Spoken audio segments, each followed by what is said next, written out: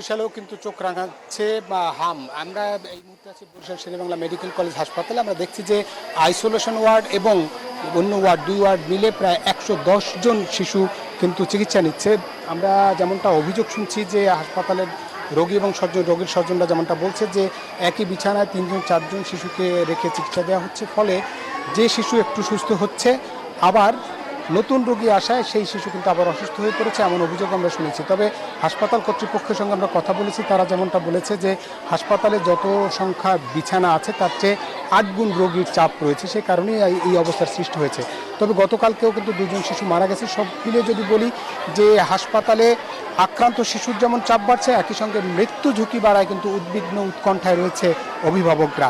তারা বলছেন যে এই আইসোলেশন ওয়ার্ড এবং হামের যে ওয়ার্ড, সেই ওয়ার্ড যদি পৃথক করা না হয় এবং সেখানে যদি আরও পর্যাপ্ত জনবল বৃদ্ধি করা দরকার, তা না হলে যে পরিমাণ রোগী আছে, যে চাপ আছে, তাতে কিন্তু এটা আরও সংক্রমিত হবে এবং নতুন নতুন রোগীরা কিন্তু সংক্রমিত হচ্ছে।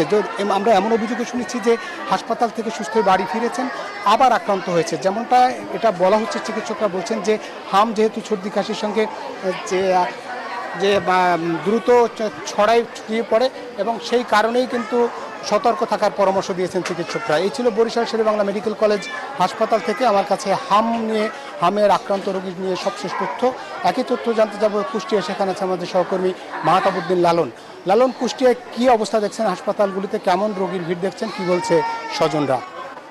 ধন্যবাদ মিরন, আপনি বরিশাল থেকে যেমনটি জানাচ্ছিলেন। আমি কুষ্টিয়ার চিত্র যদি একটু বলি, কুষ্টিয়াতে হামির যে সংক্রমণ বা উপসর্গ নিয়ে রোগী ভর্তির সংখ্যা কিন্তু প্রতি ঘন্টায় আপডেট হচ্ছে, অর্থাৎ নতুন নতুন রোগী কিন্তু হাসপাতালে ভর্তি হচ্ছেন এবং গত 24 ঘন্টায় কুষ্টিয়া মেডিকেল কলেজ হাসপাতাল এবং কুষ্টিয়া সদর হাসপাতাল মিলিয়ে প্রায় 22 জন নতুন রোগী ভর্তি হয়েছেন। এই মুহূর্তে কুষ্টিয়া মেডিকেল কলেজ হাসপাতাল, সদর হাসপাতাল সহ জেলার 5 উপজেলা স্বাস্থ্য কমপ্লেক্সে প্রায় 160 জনের বেশি রোগী কিন্তু ভর্তি থেকে চিকিৎসা নিচ্ছেন। এর বাইরেও কিন্তু রোগী আছে যারা বাসায় থেকে চিকিৎসা নিচ্ছেন। আমি এই হাসপাতালগুলোর যারা চিকিৎসক রয়েছেন বা ব্যবস্থাপনার সাথে যারা জড়িত রয়েছেন তাদের সাথে কথা বলেছি। তারা যেটি বলছেন যে হামের উপসর্গ নিয়ে বা হাম আক্রান্ত হয়ে যারা হাসপাতালে আসছেন তাদের চিকিৎসা সেবা নিশ্চিত করার জন্য সব ধরনের উদ্যোগ কিন্তু হাসপাতালের পক্ষ থেকে নেওয়া হয়েছে। বিশেষ করে তারা যেটি বলছেন যে যেহেতু একটি সোয়াসে রোগ, একজনের সংক্রমণ থেকে কিন্তু এই রোগটি 18 জনের শরীরে আসলে পরিবাহিত হতে পারে, যে কারণে হাসপাতাল দুটিতে কিন্তু হাম আইসোলেটেড ওয়ার্ড আসলে চালু করা হয়েছে, যেখানে শুধুমাত্র হামে আক্রান্ত এবং হামের উপসর্গ নিয়ে যারা চিকিৎসা নিতে হাসপাতালে ভর্তি হচ্ছেন তাদেরকে ভর্তি রেখে কিন্তু চিকিৎসা সেবা নিশ্চিত করা হচ্ছে। জেলা সিভিল সার্জন কার্যালয়ের তথ্য মতে জেলায় প্রায় 450 মতো হাম সংক্রমণ বা উপসর্গ নিয়ে কিন্তু রোগী বিভিন্ন হাসপাতালে ভর্তি থেকে চিকিৎসা নিয়েছেন, যাদের প্রায় 260 জন ইতিমধ্যে ছাড়পত্র নিয়ে কিন্তু বাসায় ফিরেছেন। পাশাপাশি চিকিৎসকরা যেটি বলছেন যে হাম সংক্রমণ হলে শরীরে রোগ প্রতিরোধ ক্ষমতা কমে যায়, বিশেষ করে শিশুরা কিন্তু দুর্বল হয়ে যায়। এই ক্ষেত্রে অভিভাবকদের বাড়তি নজরদারি এবং পরামর্শ নেওয়ার আসলে পরামর্শ দিচ্ছেন এই বিশেষজ্ঞ চিকিৎসকরা। তারা বলছেন যে হামির উপসর্গ দেখা দিলেই যত দ্রুত সম্ভব বিশেষজ্ঞ চিকিৎসকের পরামর্শ নিয়ে হাসপাতালে ভর্তি থেকে চিকিৎসা নেওয়া আসলে খুব জরুরি। তো এই ছিল কুষ্টিয়া থেকে।